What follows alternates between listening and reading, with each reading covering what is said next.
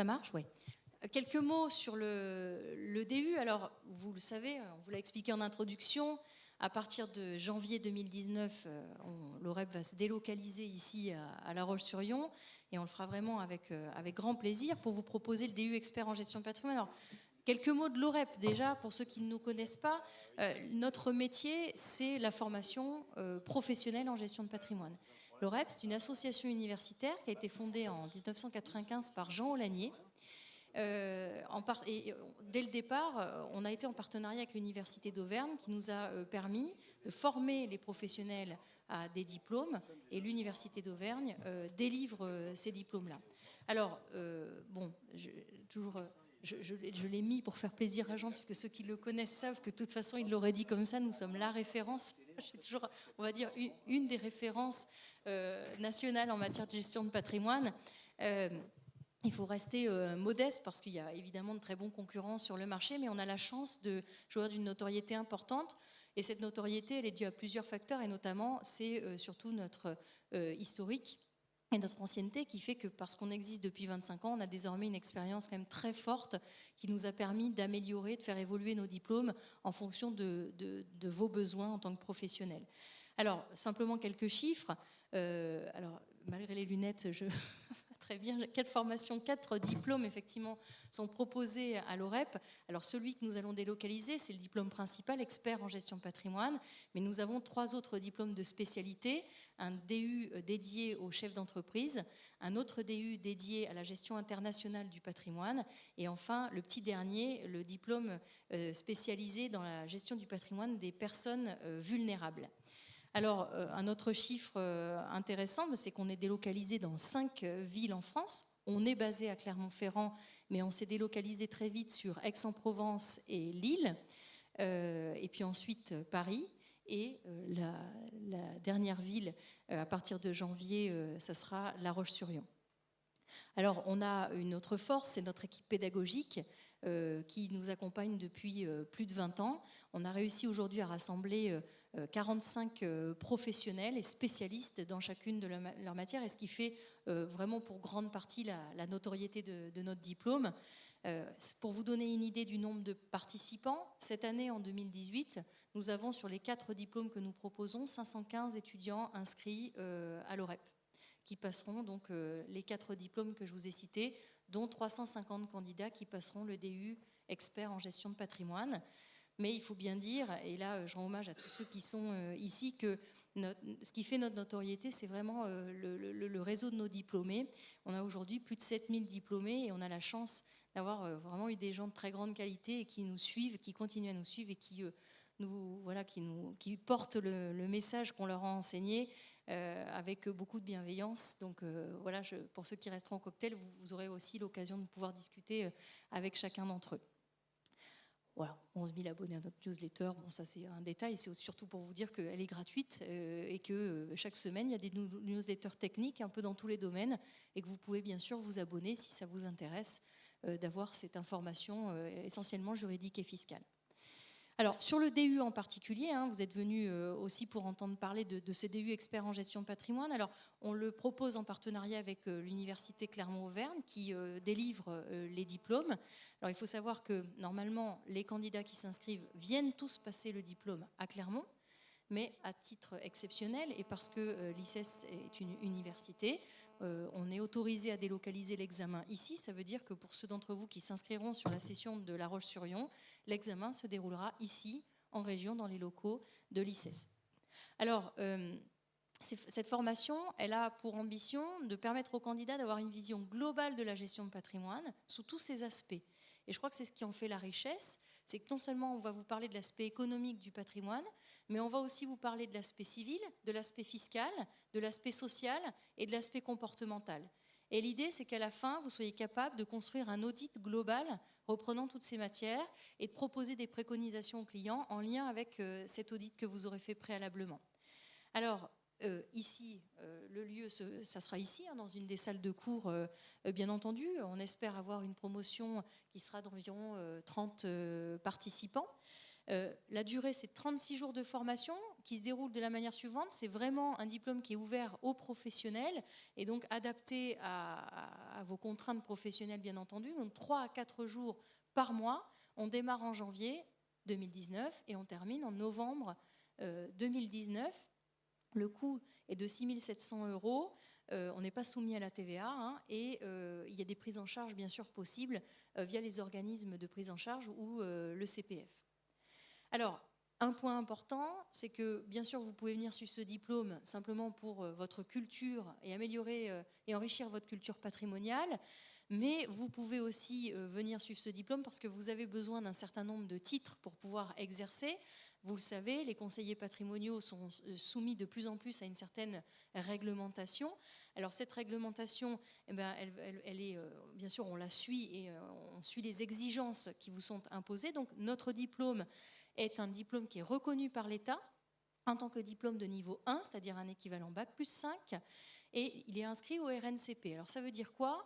Inscrit au RNCP, ça veut dire que ça reste un diplôme universitaire, mais qui est reconnu par l'État et qui donne non seulement tous les titres pour exercer l'activité de conseil, donc on a ici la compétence juridique appropriée qui vous donnera aussi le statut de CIF, conseiller en investissement financier, mais ce diplôme vous donnera également tous les titres permettant l'activité d'intermédiation. Donc là on pense à l'IOBSP, le courtage assurance et les transactions d'immeubles, puisque s'agissant d'un diplôme de niveau 1, donc niveau Bac plus 5, eh bien ça vous ouvre l'ensemble de ces titres-là. Donc si vous êtes diplômé, vous pouvez bien sûr exercer l'ensemble de ces activités.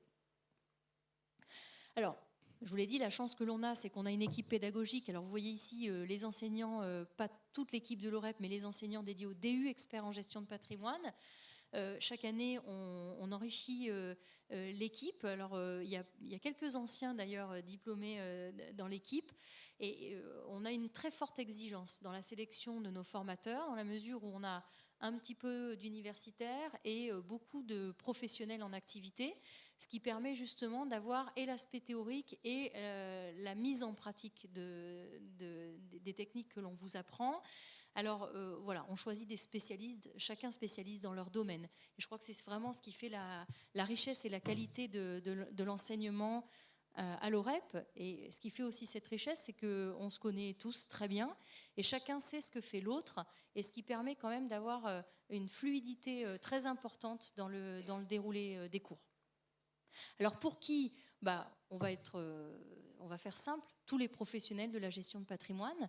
Néanmoins, s'agissant d'un diplôme reconnu par l'État, il y a des exigences à l'entrée. Alors quand je dis tous les professionnels, ça peut être banque, assurance, conseiller indépendant, professionnel du droit ou du chiffre, un notaire, avocat, expert comptable bien entendu, et toutes les professionnels qui touchent de près ou de loin la gestion de patrimoine. L'exigence néanmoins, c'est d'avoir un Bac plus 4 reconnu par l'État, ou si vous n'êtes pas diplômé Bac plus 4, d'avoir un Bac plus 3 avec 5 ans d'expérience dans le domaine de la gestion de patrimoine, ou un Bac avec 8 ans d'expérience dans le domaine de la gestion de patrimoine. Il vous faudra alors remplir un petit dossier de 2 pages qui s'appelle un dossier de validation des acquis. J'essaye de vous dire ici quelle est notre valeur ajoutée, si toutefois vous aviez l'envie d'aller voir ailleurs, ce qui serait à mon sens une mauvaise idée. Écoutez, j'espère vous convaincre en vous disant que ce qui fait notre spécificité, c'est qu'on a vraiment un contenu technique très qualitatif de par la qualité des intervenants et des formateurs qui sont tous spécialistes, comme je vous l'ai dit. Je crois que, mais les diplômés en parleront mieux que moi, ce qui fait la qualité de cette formation, c'est aussi l'alternance entre la technique et la pratique.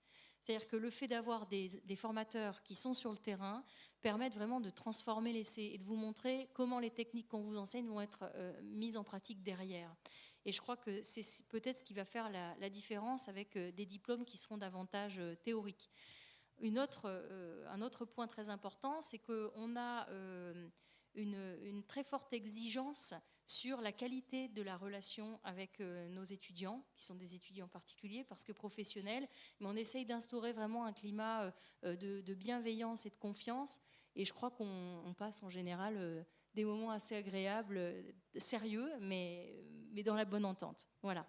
Et enfin, Bien entendu, s'agissant d'une association, nous n'avons à vendre que nos formations. On n'a absolument pas de produits à vendre, ce qui nous permet de pouvoir le faire dans une totale neutralité. Et je crois que ça, c'est un vrai avantage que de pouvoir rester dans cette objectivité-là. Voilà.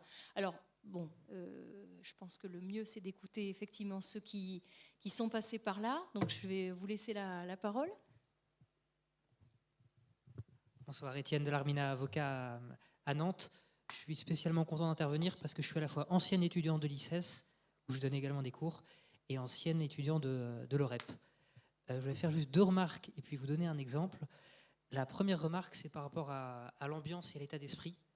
Je vous confirme qu'on sent vraiment un esprit de service dans le corps enseignant, qu'il y a à la fois un excellent niveau et la volonté de transmettre avec un vrai effort pédagogique.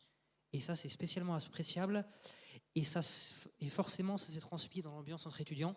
Je vois Brigitte qui est dans la salle, qui était dans la même promotion. Et alors au départ, je n'étais pas venu pour ça, mais il y a des gens qui sont devenus des amis et il y a des gens qui m'envoient des dossiers. Donc c'est spécialement agréable. Deuxième point, comme je vous l'ai dit tout à l'heure, je suis avocat et fiscaliste. Et comme beaucoup de fiscalistes, je suis un peu prisonnier de ma matière. Et dans cette matière-là, on peut proposer des choses qui sont formidables avec des incidences fiscales excellentes. Mais si on ne maîtrise pas les incidences civiles de ce qu'on propose, on est un branquignol. Et donc c'est ce que je venais chercher et je l'ai trouvé. Dernier point qui serait un exemple, qui est la première chose concrète que j'ai mise en œuvre grâce à la formation de l'OREP. J'ai eu un dossier un jour, juste après la formation, je crois que je n'avais pas encore passé l'examen. J'ai un monsieur qui vient me voir avec un redressement sur une déclaration de succession. Je ne sais plus si c'était des valorisations ou une histoire de don manuel. Je regarde le dossier et j'en conclus que l'administration a raison de A jusqu'à Z. Et ensuite, je me rappelle de la problématique de quasi-usufruit qui a été décrite par Madame Orlac tout à l'heure, qui disait quand il y a eu un quasi-usufruit sur des sommes d'argent, c'est une dette qui est déductible de l'actif successoral. Donc je regarde au passif de la déclaration de succession du père ou de la mère de mon client, je vois au passif quasiment rien. Donc je me dis, c'est bizarre, est-ce que ça veut dire qu'il n'y avait pas de liquidité dans la succession du premier conjoint qui est décédé? Je demande la déclaration de succession donc du premier conjoint qui était décédé à mon client, il me la transmet, je vois qu'il y a des sommes énormes en liquidité.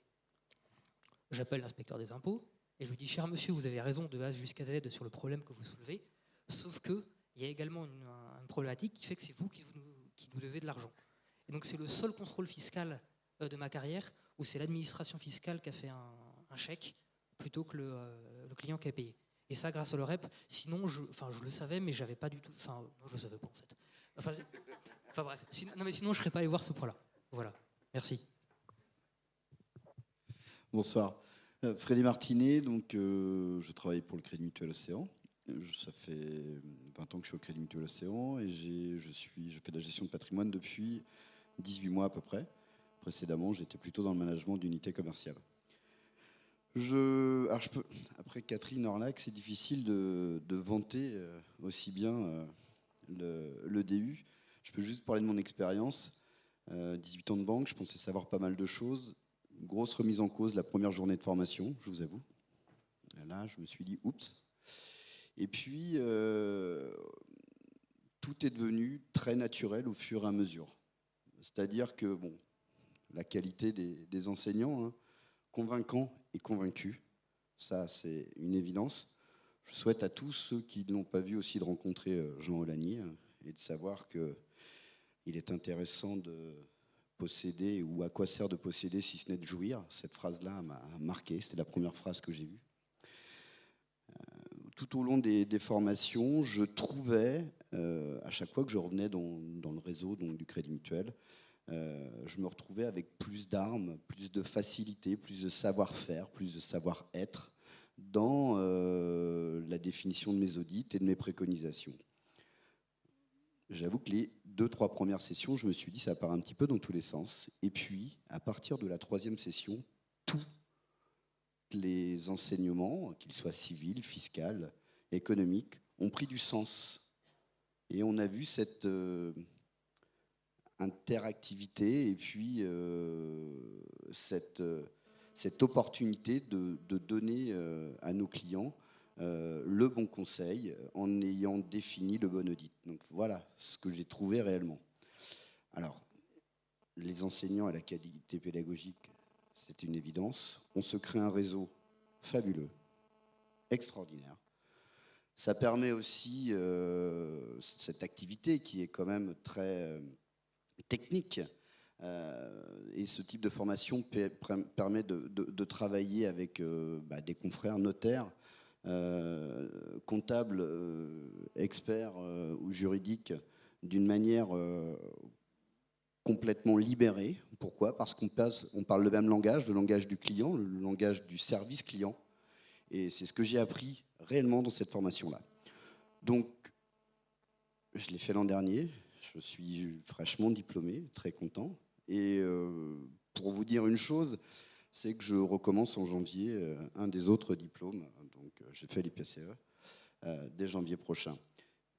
L'intérêt de le faire en Vendée, c'est de pouvoir cumuler ces 2-3 jours de formation sur un département, moi personnellement, qui m'est cher, en lien avec une structure qui est extrêmement réputée, l'ICES, sincèrement, et il y a une image aussi, une reconnaissance qui me semble la même, et tout en évitant pour certains des grands déplacements dans des secteurs X ou Y. Donc on peut aussi favoriser la vie de famille. C'est un engagement personnel, de travail, mais ce que j'ai acquis en 10 mois, 10 ou 11 mois de formation, très sincèrement, me permet aujourd'hui de m'épanouir dans mon métier. Voilà ce que je voulais vous dire. Je crois que ça parle de soi-même.